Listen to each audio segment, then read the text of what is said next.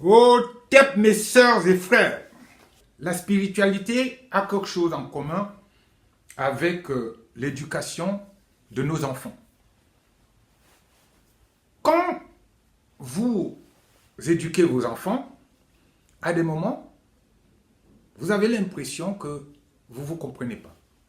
Les enfants ont l'impression que vous êtes méchants, que vous leur en voulez. Pourquoi? Parce que vous voulez les éduquer, leur apprendre les bonnes manières, les bonnes choses, comment agir dans la vie. C'est exactement cela avec la spiritualité pour les ignorants, ce que j'appelle ignorants. C'est ceux qui n'ont pas encore pris la mesure de l'importance de la spiritualité. Aujourd'hui, on va donc commencer avec la réincarnation. La réincarnation ne va pas sans la loi des causes et des conséquences. La réincarnation ne va pas non plus sans l'initiation. Donc, je vais vous apporter des éléments de compréhension pour votre évolution spirituelle. Pour les initiés, mes frères et sœurs, j'entends par initiation celle de l'origine, celle qui a précédé l'école de l'œil de Horus, celle issue de l'Énéade de Héliopolis, c'est-à-dire de la fondation même de notre tradition. Pour les initiés alors, il est évident que l'homme a pour finalité l'évolution spirituelle.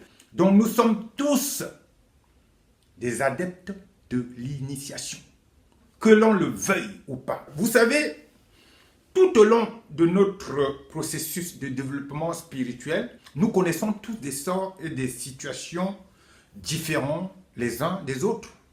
Tout le monde vit ses sorts et ses situations. Et la seule façon de comprendre ces choses-là, c'est la réincarnation. Et seule la réincarnation peut nous expliquer cette dispersion des destins de façon absolue et rigoureuse. Il n'y a pas d'autre solution. La réincarnation seule va nous expliquer ce qui se passe, ce qui s'est passé et ce qui se passera. Oh, tête, mes frères et sœurs, on dit souvent que nul n'est censé ignorer la loi. Vous appliquez cette citation à votre spiritualité. Nul n'est censé ignorer sa culture, sa spiritualité. Ça veut dire que si vous êtes condamné parce que vous ignorez la loi, c'est de la même manière que vous serez condamné quand vous ignorez votre spiritualité ou votre culture. Oh, tête, mes frères et sœurs. À partir du moment où on ne comprend pas ces choses spirituelles, qu'est-ce qu'on fait? On cherche un bouc émissaire.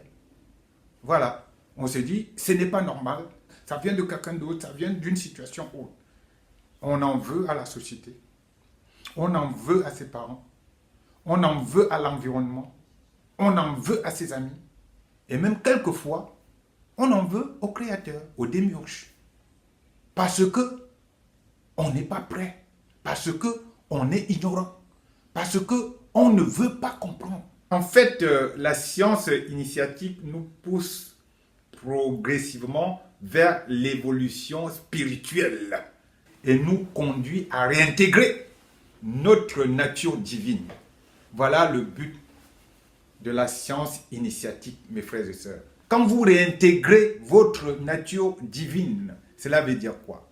Ça veut dire que vous poussez vers le bien, tout simplement, pour faire court. Vous évoluez vers le bien, vers la mate, la vérité, justice. Vous sortez du cadre de Iséphète et vous progressez vers le bien. C'est ça, l'initiation. L'initiation n'est pas faite pour faire du mal, mais pour évoluer. Vous voyez, pour évoluer. Donc, ce sont ces choses-là que vous ne connaissez pas, que vous devez apprendre à connaître, comme le faisaient nos ancêtres depuis l'origine première.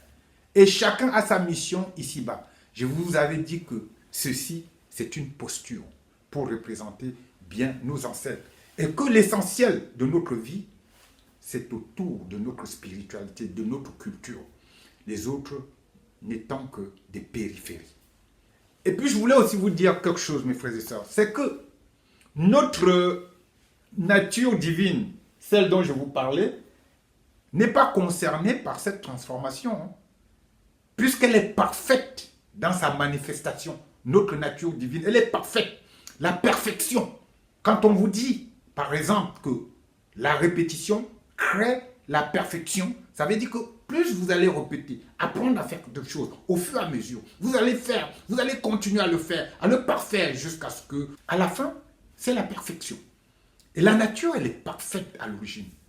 Donc, cette nature-là, elle est parfaite. Et nous, c'est nous qui allons progresser pour nous échelonner, pour avancer petit à petit jusqu'à rejoindre notre nature divine. Oh, tête, mes frères et sœurs. Et vous savez, l'obstacle majeur de cette transformation, elle est simple. C'est notre nature inférieure. Notre nature inférieure, mes frères et sœurs, elle est égocentrique et s'oppose à tout. Notre nature inférieure s'oppose à tout. Ce que nous voulons faire sur cette terre, elle dit non. C'est-à-dire, elle vous fait penser le contraire du bien. Est-ce que vous saisissez la nuance? Votre nature inférieure vous fait penser le contraire du bien. C'est-à-dire que vous faites le bien à la place du mal. Et inversement. Et notre nature inférieure, depuis les temps immémoriaux, mes sœurs et frères, a eu le temps de s'enraciner en nous. Au point que nous la confondions à notre nature divine. C'est ce que je viens de vous dire. C'est-à-dire qu'il est tellement en nous que nous pensons que tout ce que nous faisons, c'est le bien. C'est pour faire court, que vous compreniez. C'est-à-dire quand vous voyez des gens qui font du mal et qui sont contents, c'est parce que leur nature inférieure agit dans ce sens. Et sur cette terre, dans ce monde expiatoire donc, notre conduite, nous les 7 milliards de personnes qui sont sur cette planète Terre, notre conduite envers l'environnement, envers nos amis, envers la nature, tout ça est soumis à une loi générale, une loi implacable. Et cette loi, c'est la loi des causes et des conséquences. La loi d'affinité. La loi des correspondances. Vous comprenez? Tout ce que nous faisons sur cette terre, c'est autour de cette loi-là. La loi des causes et des conséquences. L'homme étant défini comme une entité qui se caractérise par sa liberté, donc le libre arbitre. On va aborder ce sujet une autre fois. Donc vous êtes libre. Malgré tout, vous êtes libre de faire ce que vous voulez. Et comme vous êtes libre, vous devez choisir entre Iseffet et la Maat, tout simplement. Entre le bien et le mal. Le yin et le yang. Voilà. C'est votre liberté, votre libre arbitre qui, in fine, décide de votre évolution.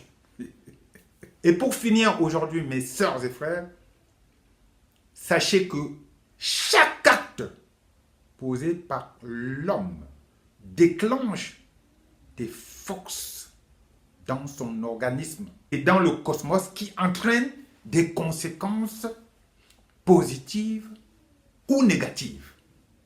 Quel que soit ce que vous faites. Si vous faites du bien, vous serez récompensé par le bien. Et si vous faites du mal, ça va de soi.